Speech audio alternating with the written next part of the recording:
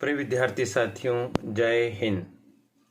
इस वीडियो में हम आपको उच्च शिक्षा विभाग मध्य प्रदेश शासन द्वारा प्रारंभ की गई प्रतिभा किरण योजना के बारे में जानकारी दे रहे हैं ताकि आप इसका लाभ उठा सकें। यह करियर एडवाइस चैनल है, इसे आप सब्सक्राइब कर दीजिए और बेल आइकॉन भी प्रेस कर दीजिए। बहुत धन्यवाद।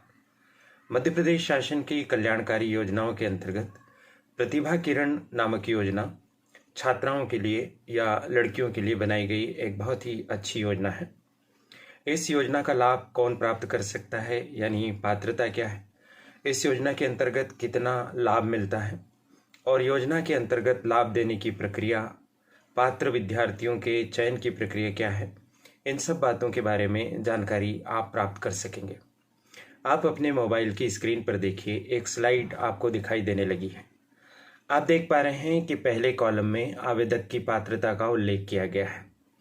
इसमें कुल मिलाकर 4 बिंदुओं के माध्यम से समझाया गया है कि कौन इसके लिए पात्र होगा। सबसे पहली बात लिखी है, छात्रा शहर की निवासी हो। साफ जाहिर है कि प्रतिभा किरण योजना छात्राओं के लिए है, लड़कियों के लिए है। ऐसी लड़कियों के लिए है जो शहर में रहती है। गांव और शहर दोनों इकाइयों से मिलकर हमारे राज्य, हमारे देश का निर्माण हुआ है। यह योजना शहरी छात्राओं के लिए है। दूसरा बिंदु आप देखें, गरीबी रेखा के नीचे जीवन यापन करने वाली हो, यानी छात्रा बीपीएल के अंतर्गत आती हो, गरीबी रेखा के नीचे उसका जीवन यापन हो रहा हो। तीसरा पॉइंट है, शहर में रहकर शहर की पाठशाला से 12वीं कक्षा न्यूनतम 60% अंकों से उत्तीर्ण की हो। पढ़ाई भी शहर में हुई हो, शहर की किसी भी स्कूल में उन्होंने अध्ययन किया हो और 12वीं कक्षा में प्रथम श्रेणी यानी 60% अंक कम से कम हो।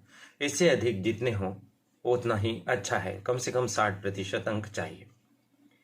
चौथी पात्रता की शर्त है कि शासकीय या अशासकीय महाविद्यालय या विश्वविद्यालय में स्नातक कक्षा में अध्ययनरत हों। 12वीं करने के बाद एडमिशन लिया हो, चाहे वह एडमिशन गवर्नमेंट कॉलेज में लिया हो या फिर किसी प्राइवेट कॉलेज में या फिर यूनिवर्सिटी के अंतर्गत एडमिशन लिया हो।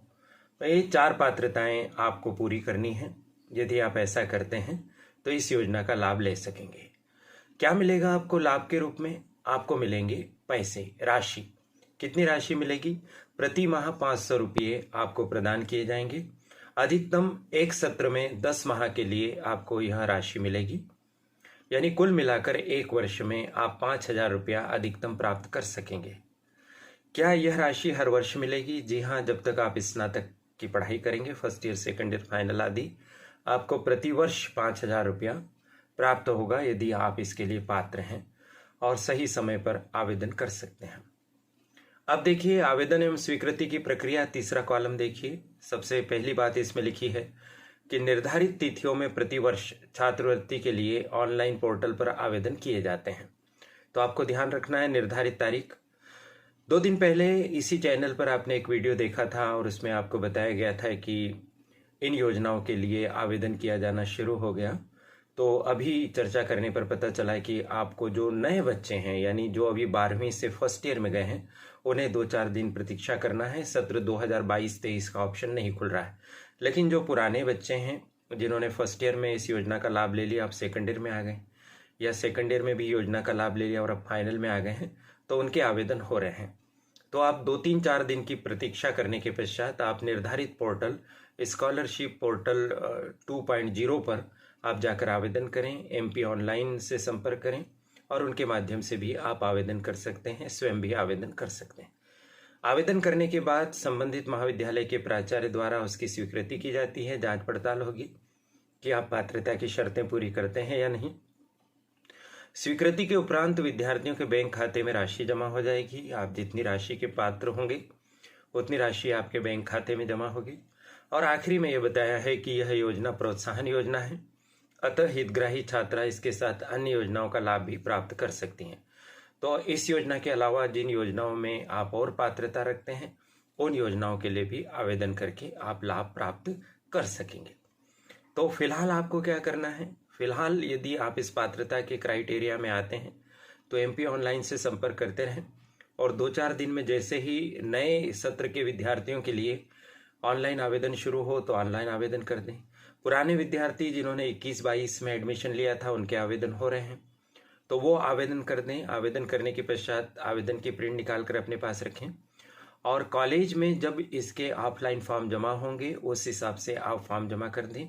अलग अलग कॉलेज में ऑफलाइन फॉर्म जमा करने की अलग अलग व्यवस्था होती है, उसके साथ कुछ दस्तावेज जमा करने होते हैं।